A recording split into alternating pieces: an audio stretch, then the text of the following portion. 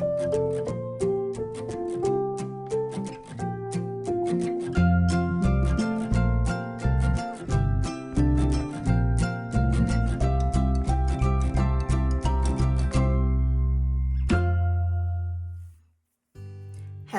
everyone, this is Melanie from Melanie B's Creative Studio, and I have another Paint by Number from FGNORMAL.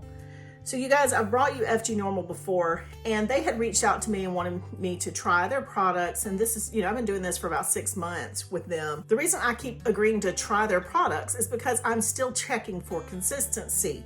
So this is a less expensive website to purchase from, but they are a legit company. And once again, I have received a rolled canvas. Now, I've been talking to them a little bit back and forth about things that I suggest for them to pass on to their distributors. So when they are kind of working with their source, I don't know who their manufacturer is, but they're kind of passing along some of the advice that you guys have spoken with me about. And not that I have any kind of special pull or any of that with these companies, but they want my feedback when they send me these paintings. So that's what I do. I use that opportunity to say, we really want to see great lines and numbers on canvases. We all love reference guides. We like the photo reference. We want opaque paints. I mean, you guys, we do expect a lot. But those are the things that I pass along. So I ordered another one from them, and I'm going to show you which one it is here.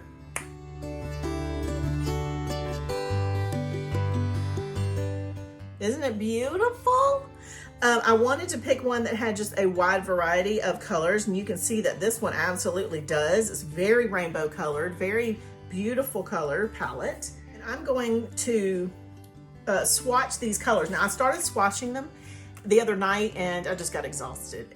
I've been trying to fight this COVID or whatever this thing is that I've had for a week and a half. I'm really still congested. It's kind of crazy how that's hanging on.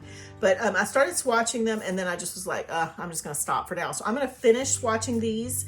But first we're gonna look at this canvas. We're gonna see if there's a reference guide. Now, I know that it is kind of a difficult thing when people say, well, we need gray lines and numbers. A company has to go through an entire system to get that to switch. So it's not just as easy as going in and saying, let's make them all gray lines and numbers. Some of the gray lines and numbers, when they print, they'll smear when you're painting if the company doesn't do it exactly the right way. So it's not really just an easy fix to go from a black line and black numbered canvas to a gray one in some cases. I know some companies have tried orange and red and other things, but gray, I think, is the one that they really try to use. In most cases, they're trying to convert to gray lines and numbers, but it's just a trick to getting it to print in a way that's going to allow it to be permanent. So when you're painting, it doesn't come off. So when when I say we all love gray lines and numbers, it's not like they can go into the system and choose that it print everything gray. And from what I understand, I feel like the printing system has to be recalibrated for that. All right, we've got our 3 paint brushes that normally come with the set. We have a nice photo reference, very clear, very perfect colors. It's very much like what it looks like on mine, which is always nice. And black lines and numbers. But I do see a reference guide. So let's get it pulled out here. Now, when they're wound up on these very small core foam pieces, they do tend to get a little more wrinkled, even though they're on a foam core. The larger the foam core, the more perfect I've noticed our canvases are when they come off of that. But I'll be honest with you guys, I'd rather see this any day than folds, because folds are so much more difficult to get out of a canvas.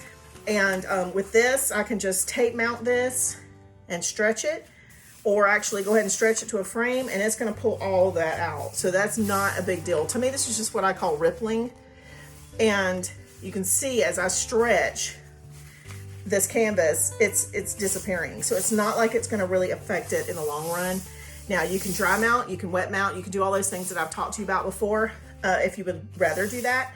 But for me, in this situation, tape mounting it and then gessoing it, which should eliminate every bit of this. All right, so let's move to our paint. And let me finish swatching these other 12. And then I'm gonna come back and we're gonna do a little bit of analyzing on what I have found in our paint this time.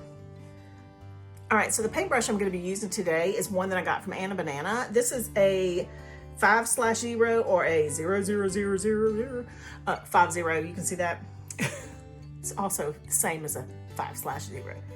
It is a great point. I love this point. I don't know if they sell this one by itself. They sent me a pack of brushes and I've been using a couple of them out of that package, but I have used this one the most.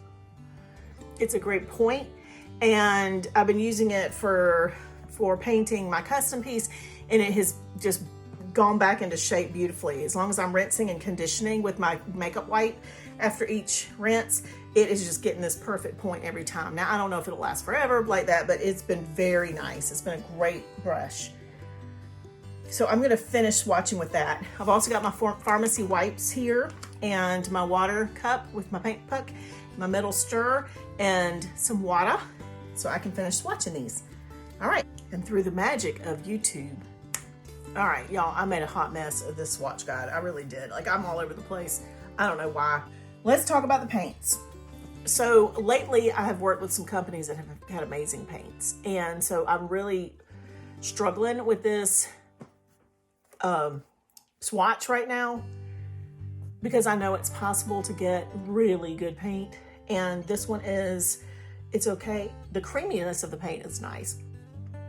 But let's talk about the ones that are transparent or semi-opaque. So this one with gesso down on the canvas, once the canvas is gessoed, some of these won't be a problem. So I'm gonna skip a couple, but like this yellow, okay, you guys know fluorescent yellows always are gonna be see-through.